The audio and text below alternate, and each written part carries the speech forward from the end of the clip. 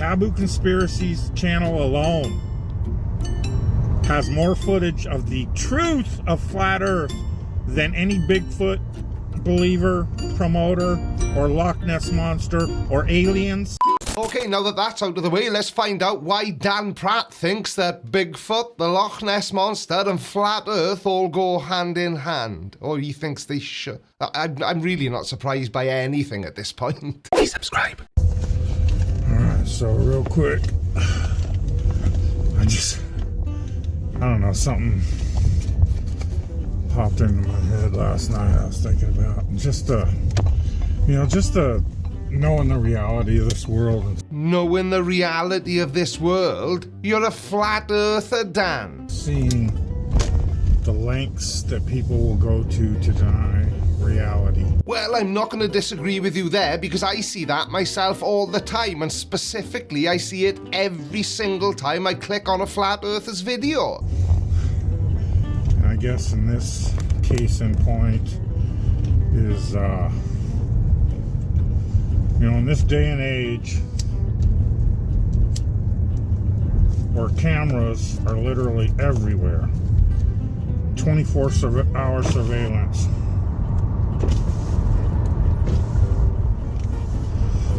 I got to imagine somewhere there is 24-hour cameras posted at Loch Ness. Yeah, there are cameras covering Loch Ness, but most of them belong to private businesses, so we'll never get to see them. Now, the Loch Ness Monster is a large marine creature that some people believe lives in Loch Ness, but much of the evidence supporting its existence has been discredited, and it's widely thought of as being a myth. You know, much like the flat earth, Dan.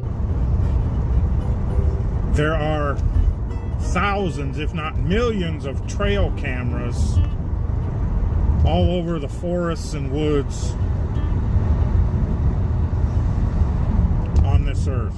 Now, I think I can already see where you're going with this, Dan, and if you're about to say what I think you're about to say, then it's really, really not going to help your argument at all. Not to mention the numerous wildfires, forest fires they have every year. Okay, so maybe you're not heading where I thought you were, but I feel confident that wherever you are heading, it's still going to be really stupid. And yet those damn Bigfoot, Sasquatch managed to evade them all. Ah, right, so you were heading where I suspected you were, and I completely agree with you, Dan. If we have all this CCTV and trail cameras, like you quite rightly said, why is it that in 2024, when everybody and their granny has got a high-resolution camera in their pocket, there are still zero clear, high-resolution images of the Loch Ness Monster and Bigfoot? I'm not sure what this has got to do with flat Earth, though, all the same. There's never a burnt-up Sasquatch found after a forest fire. Ah, yes, Daniel, but that's because there are no Sasquatch. Unless, of course, somebody can provide a piece of evidence which is so convincing I would have no other option than to believe it. There's never one caught on a trail camera, and yet people to this day will tell you how Bigfoot's real, Loch Ness Monster's real. But you keep saying the flat earth is real and you don't seem to have any problem with that. Your problem with this seems to be, I don't know, this is a weird video. There's what, maybe... I've just remembered what I was going to say. So you take issue with the fact that people claim that Bigfoot is real and the Loch Ness Monster is real with zero evidence, but it's perfectly fine for you to claim that the earth is flat with zero evidence. Is that pretty much what we're saying? 100 videos of supposed Bigfoot sightings on Earth, all obvious, complete debunked hoaxes. Alright, well now I can see why you're talking about it, because Bigfoot and Loch Ness Monster are exactly like flat earth in that way. Every single thing that somebody has put forward as being a potential piece of evidence has been very easily debunked. I get it now. There's maybe a couple photos, a couple videos of the Loch Ness Monster. Again, none verifiable, all... I think the word you're looking for is baked. Determined likely hoaxes. because they are just mistaken identity. Now, I'm with you when you say hoaxes, 100%, but I have no clue what you mean by it could be a case of mistaken identity. Who else is there in the world who looks a little bit like a mythical Bigfoot type creature?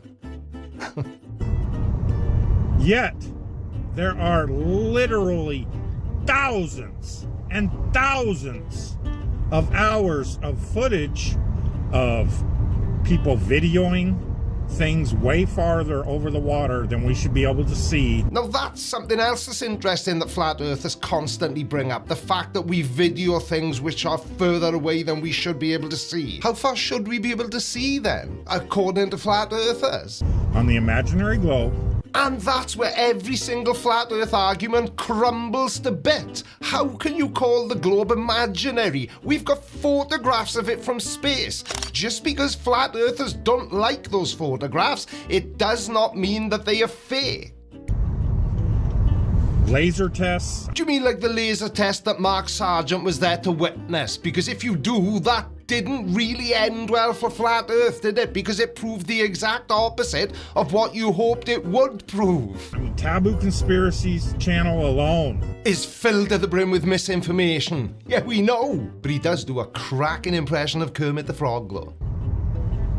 Has more footage of the truth of flat earth than any Bigfoot believer, promoter, or Loch Ness Monster, or aliens. I'm starting to think the flat earthers don't actually understand what proof is or what the word itself means.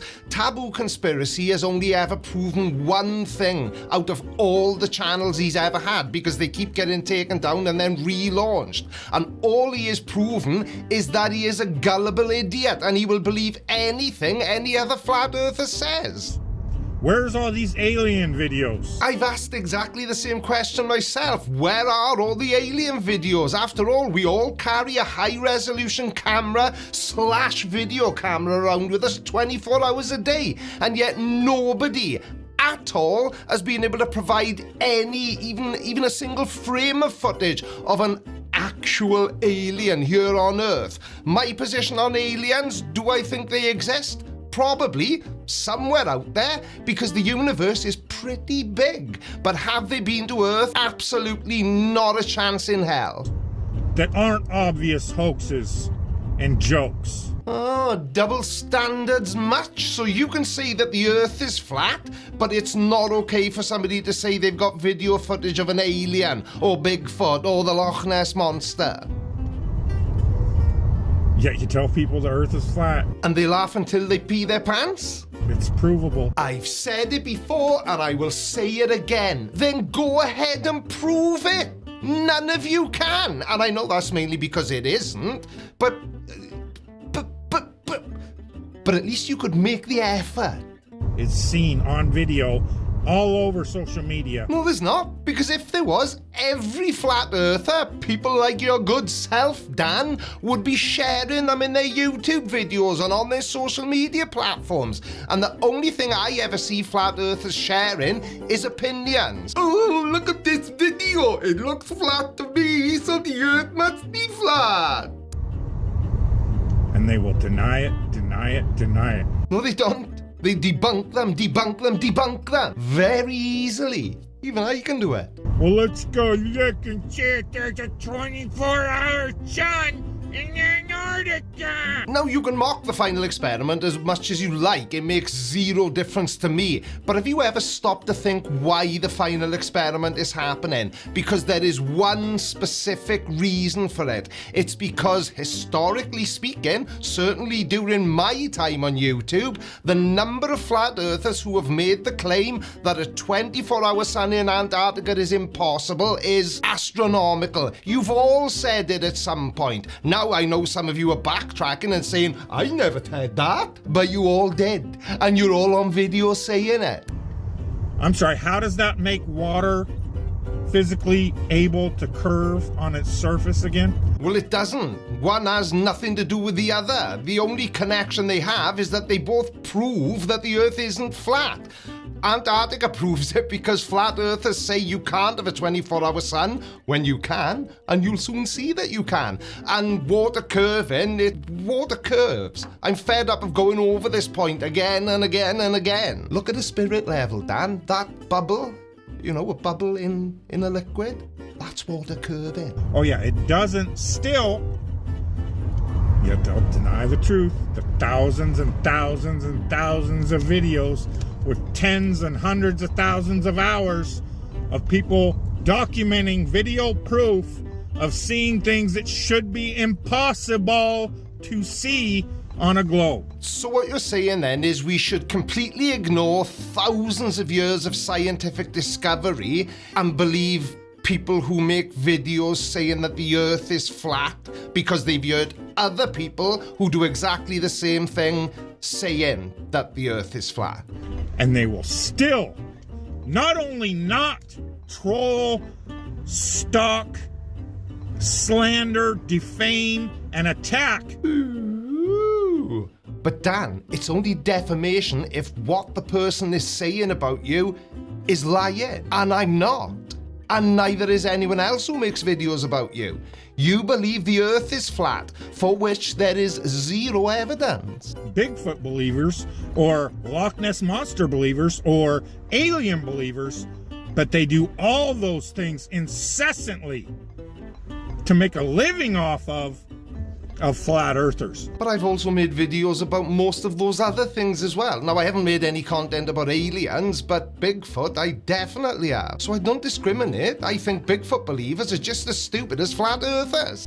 The only conspiracy who has provided tens of thousands of hours of proof. Tens of thousands of hours of attempted proofs, which have all gone horribly wrong for flat earth and ended up proving that the earth is a globe. But we don't need to prove that because we already know. It's, let alone all the Christians that deny the Bible passages that are obviously describing a flat earth. Oh yeah, obviously, and whenever I need to look up any piece of scientific information, the Bible is the first place I look. And all that does is make the passage that God will let them believe lies, because that's where their hearts lie.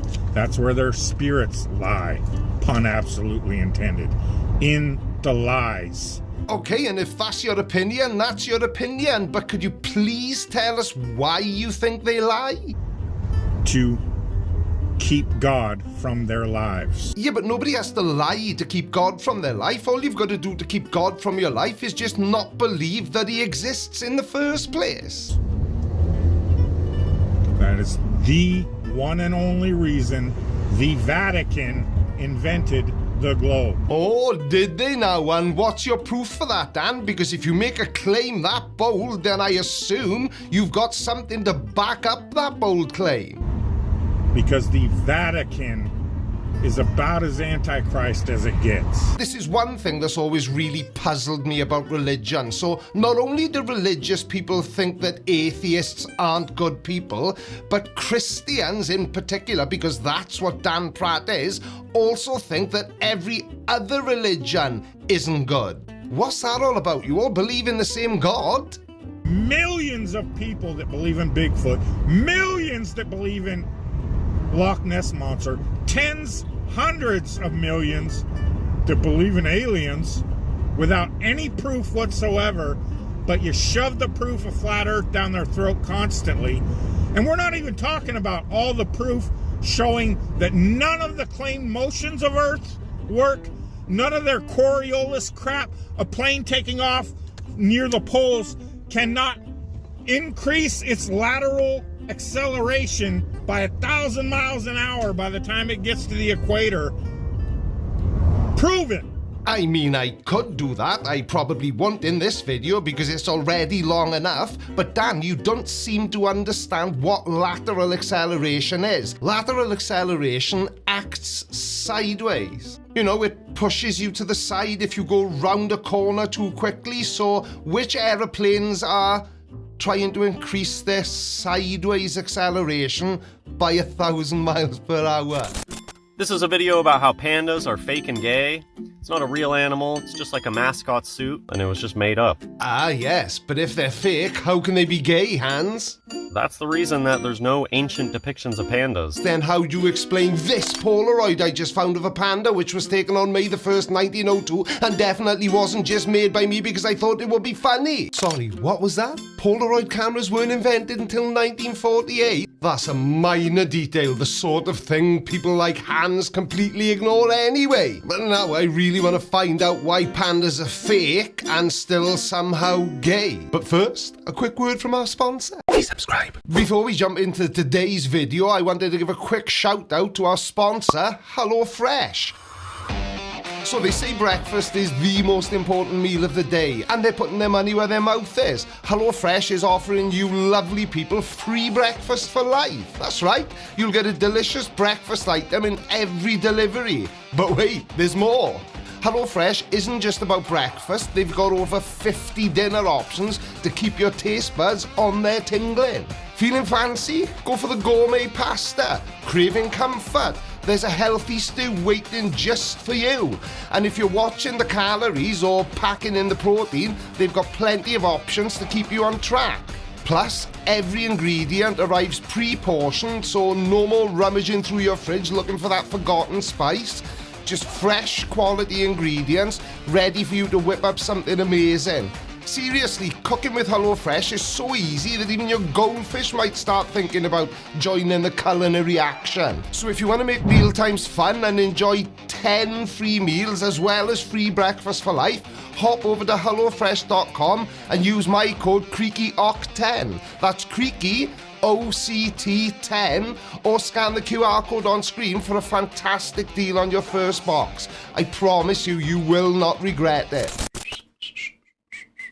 Oh, jeez. Right, you're back. Right, let's find out why pandas are gay then, while being fake, obviously. What this reminded me of is just how, with their psyops, they have to keep them alive. They have to keep them going. Ah, yes, the great panda psyop. Now, this is one thing that I personally keep a very close eye on. Now, we've all heard flat earthers saying that hiding the true shape of the earth is a psyop, but I've never heard anyone saying that pandas are a psyop. Why, Hans? Why would anybody need to fake an animal to...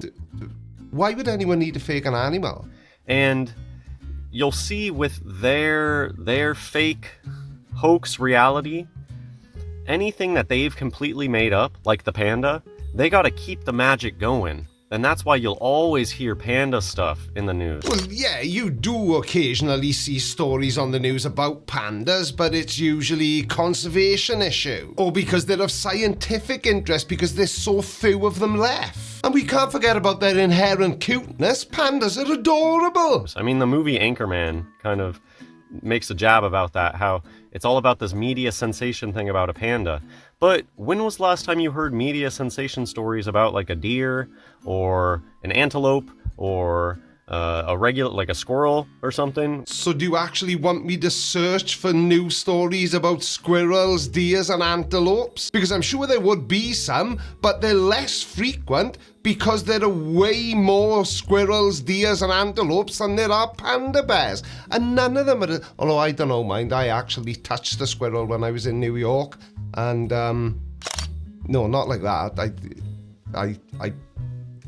Let's move on. We don't get stories about real animals, and their fake ones get overexposure, and they gotta keep the magic going. Yeah, but if that was true, wouldn't we also see regular news stories about unicorns? I mean, you can't get much more magical than that. So I'm just gonna quickly read through this stuff. If you're new to this topic, I have a whole playlist about fake animals. Really? Well, I better make a note of that then. Today I learned half of pregnancies in giant pandas result in twins, but the mother chooses the stronger cub and the other one is left to die of starvation. Oh, do they? Maybe they're not as cute as I thought then. But that's just nature. Nature is cruel. There are some species that eat their young.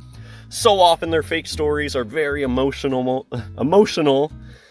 There's probably 1,000 videos out there of emotional reunion of a chimp they'll make up some crazy story about how this chimp is being reunited, and they'll be playing the sappy music in the background, and it's very heartwarming, common that they want to get an emotional reaction out of you. Because if you feel sorry for a fursuit, then you already believe in it. Yeah, but to be fair, you don't really need to believe in animals, you just need to see them. And you can go and see a panda bear in a zoo. If they can make you feel sorry for this thing, then you've already took the bait and you believe that it's real. So standing there looking at a panda in a zoo, which they shouldn't be in anyway, in my humble opinion, but that's a whole different topic. But standing there seeing a panda for yourself isn't enough to prove that they're real. I think this is just an excuse that the panda lobby has devised because they don't want to admit that the mother probably forgot she had 2 babies in the first place. 2 fake gay babies. I've seen zookeepers steal the favorite panda cub, replacing it with the other one for the mother to care for. They take it into another room and bottle feed it. The mother just carries on. Apparently panda motherhood is a love the one you're with sort of affair. They'll flip the cubs back and forth multiple times a day. Yeah, but again, that's just nature doing what nature does. Now, I used to breed British bulldogs, or English bulldogs for my American friends. And my English bulldog bitch, when she gave birth to her first litter of puppies, she wasn't in the slightest bit interested. Muggins here had to feed them all every 2 hours. But then how is she choosing the stronger one to begin with if she doesn't care and can't tell the difference? How are they making that choice to begin with to get the stronger one? Well, it's not usually a conscious choice. Mother pandas, especially first-time mothers, aren't necessarily choosing the strongest cub in a deliberate way. Their limited energy and the challenging nature of raising twins often leads them to just instinctively focus on one of the cubs. This just sounds like a bunch of BS. They gotta have an excuse. They have excuses for everything. Yeah, but they're not really excuses, Hans, are they? They're more what we call explanations. You guys know how there's people out there that they have an excuse for everything? Like flat earthers, you mean? It's not hard to come up with excuses. I agree, it's not that hard to come up with excuses, but it's also not that hard to do a little bit of reading and find out what's really going on in these situations. You should try it. There's at least one zoo where they trick the mother with a bamboo stick. They give it to the mom to eat, then they make the swap while she's distracted, so the mom doesn't even know it's a different cub. And you know why they do that? Well, it's because the panda population is so low, they have to do everything within their power to try and make sure that even though the panda only wants to focus on one of her cubs, that both cubs get a fair shake of the stick. Well, how could they know which one's more fit and make that decision to abandon the other one if they are so stupid that they can get distracted by a piece of bamboo? I've already explained it and I'm not doing it again, and there's nothing wrong with being easily distracted.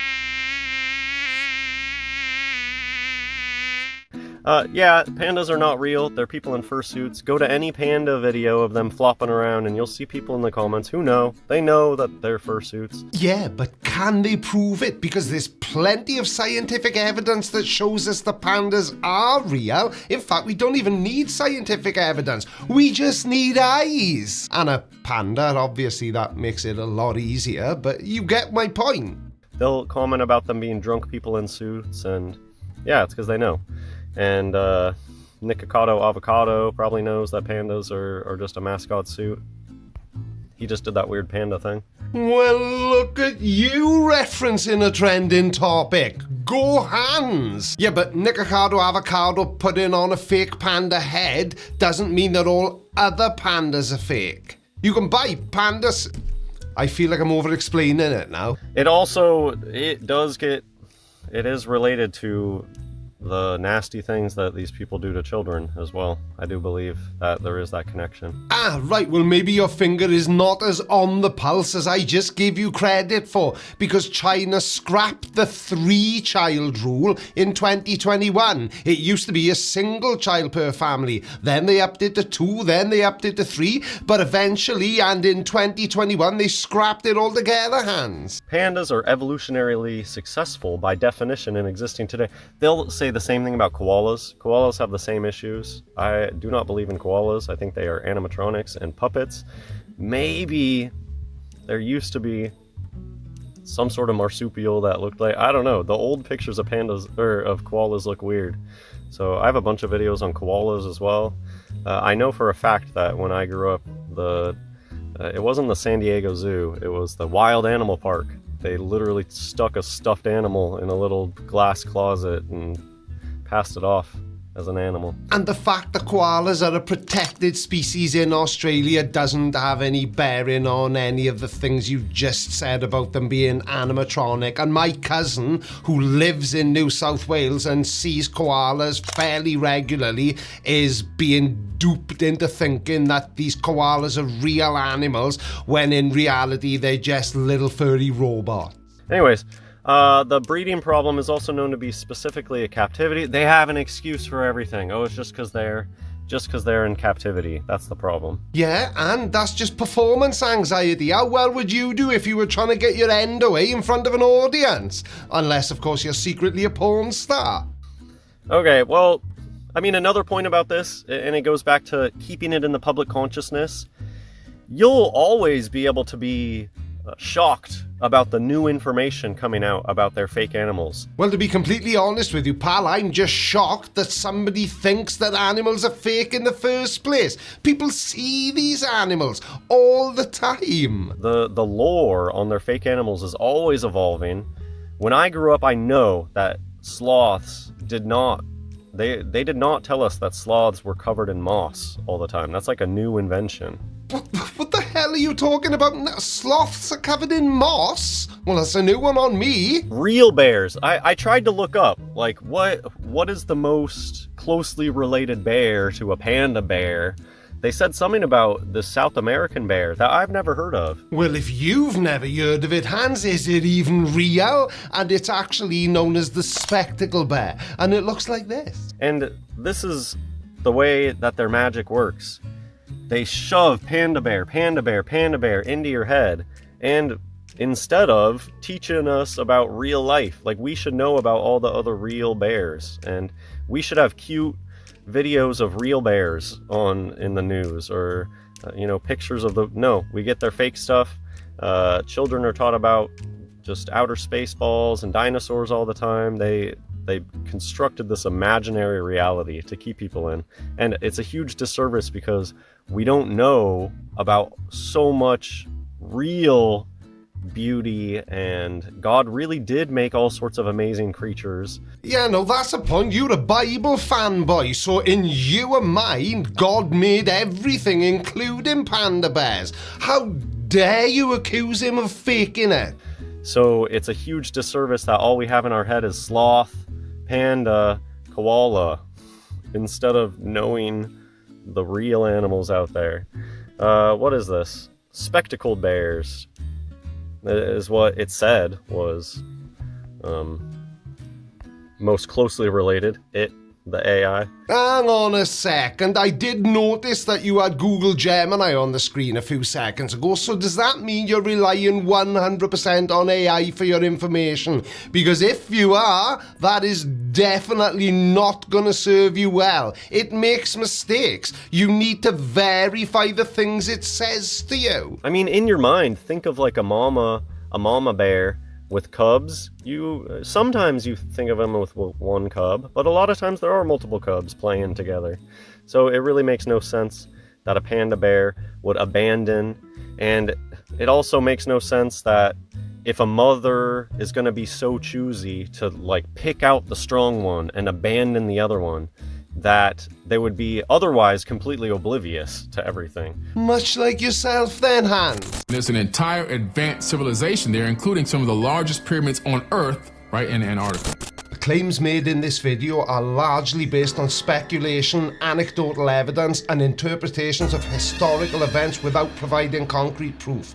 Many of the claims are based on conspiracy theories and pseudoscience, lacking rigorous scientific scrutiny. So, let's scrutinize the crap out of them, shall we? Please subscribe. Billy Carson is the founder and CEO of Forbidden Knowledge, Inc.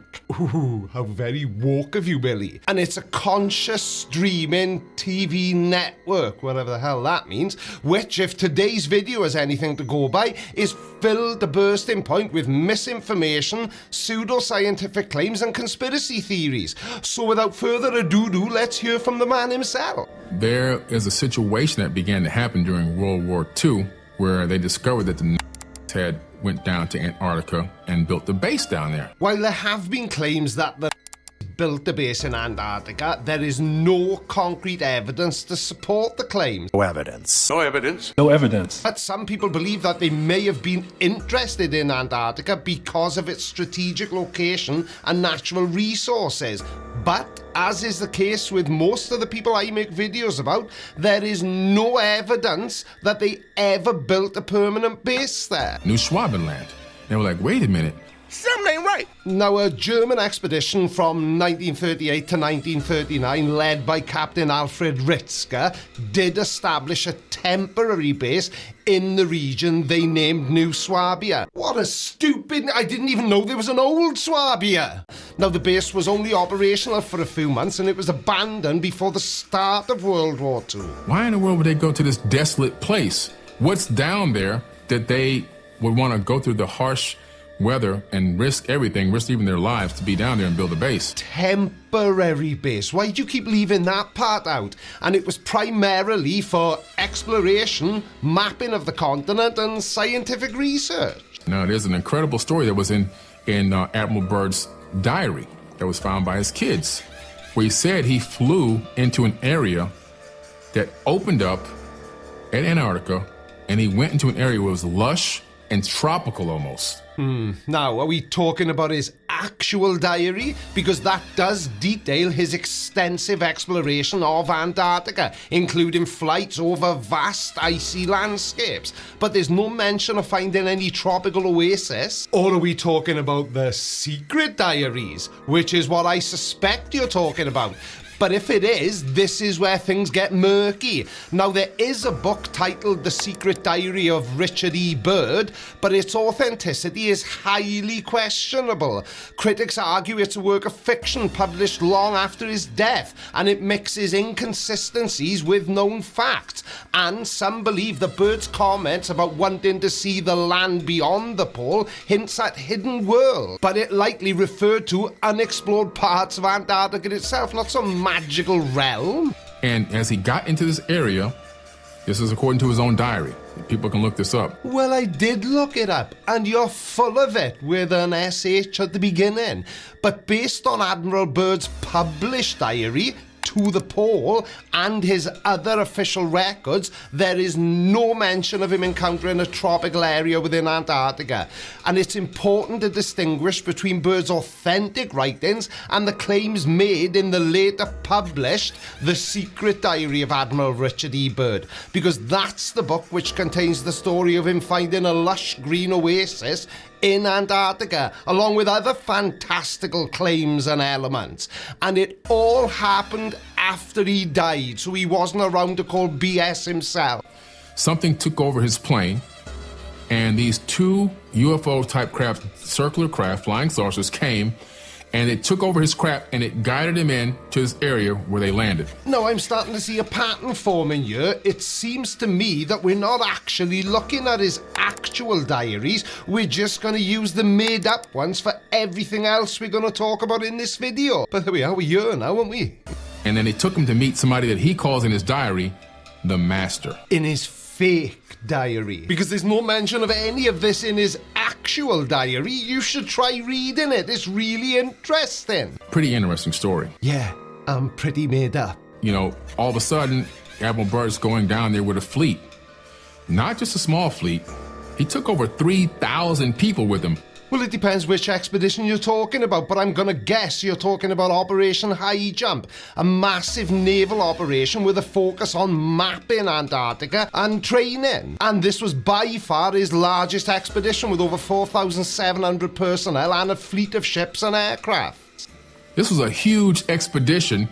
It was a military expedition. When he got down there, they had a situation where some of these flying objects were attacking some of their ships. So another claim which is based on conspiracy theories and misinterpretations of declassified documents with zero concrete evidence to back it up. Now, the official purpose of the operation was to conduct scientific research, map the Antarctic region, and test equipment in extreme conditions. And they don't get much more extreme than Antarctica. Now, the claims of UFO attacks emerged years after the operation, and they've often been linked to the alleged discovery of a base in Antarctica and the rumoured development of advanced technology by the But each and every one of those claims has no evidence to support it. Or apart from his secret diary, of course. He said that we have a new enemy that can fly from pole to pole with extreme speed. And yet there's no record of him saying that in any of his official logs, published writing, or interviews. Weird. It's almost as if it's just something conspiracy theorists have made up. And then all of a sudden, they are rumored to have these craft, which some of the designs have been found, called Hanabu. Now, the Hanabu story emerged after World War II with claims that the Nazis had secretly developed advanced flying saucers based on recovered alien technology or breakthroughs in anti-gravity research. And these stories were often accompanied by grainy photos and alleged blueprints of these crafts. But once again, and I know this isn't going to come as any great surprise, but there is absolutely no evidence that supports that any of that is true. Well, hello, it's me, editing Creaky.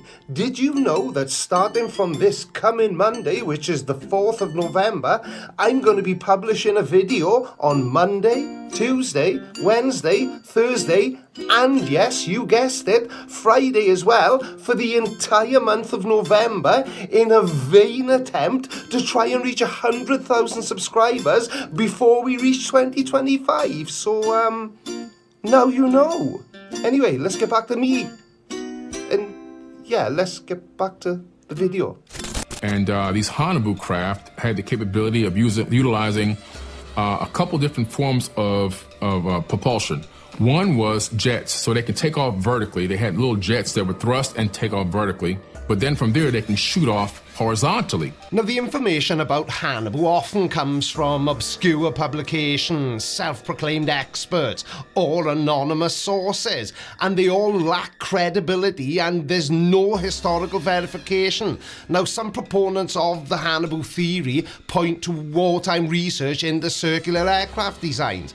But these were conventional aircraft experiments and not evidence of anti-gravity technology and UFOs. Look, it's important to be critical of information and rely on credible sources when exploring historical and scientific claims. And while the idea of UFOs is intriguing, it's crucial to separate fact from fiction and base our understanding on verifiable evidence, which is something old Billy here doesn't seem able to do. And it's pretty interesting that I think besides the uranium that's down there in Antarctica, which obviously you know what uranium's used for, right? Nuclear power plants and also nuclear weapons. I knew if we were patient, he'd eventually say something that isn't a load of old waffle.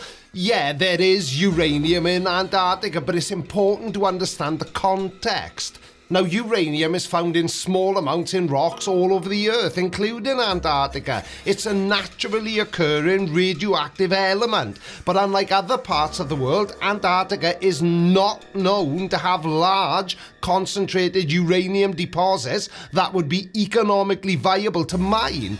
But since when has a conspiracy theorist ever worried about a minor detail like the truth? There's mountains, Admiral Byrd said there were mountains of coal with no ice caps. Cool, I have no idea why you're bringing it up because it doesn't seem relevant to anything else you've talked about, but at least I've learned something new today because I didn't know that there were coal seams in Antarctica. That's very cool. Maybe they should have used some of it and built a fire and warmed the penguins up a bit. Also, there's plutonium down there.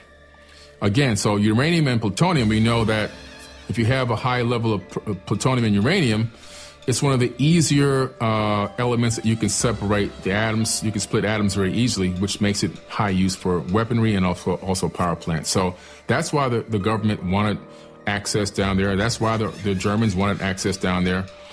And that's why after Germany fell, we had Project Paperclip, where we took all the scientists from Germany that had learned all this wisdom and knowledge, and we brought them to America. It wasn't mainly to prevent the knowledge they had from falling into the hands of the Soviet Union then, which was the US's main rival during the Cold War. People think Project Paperclip was just a small number of. We took over 2,000 with us. Well, not to be nitpicky or anything, but it was closer to 1,600 German scientists, and they weren't all either. And that number included their family members, so it wasn't over 2,000 at all, you pleb. And I know that they were developing at the time Hanabu number 4, which supposedly Hitler never got killed. He escaped in Hanabu number 4 to Argentina, which is very, very close to where?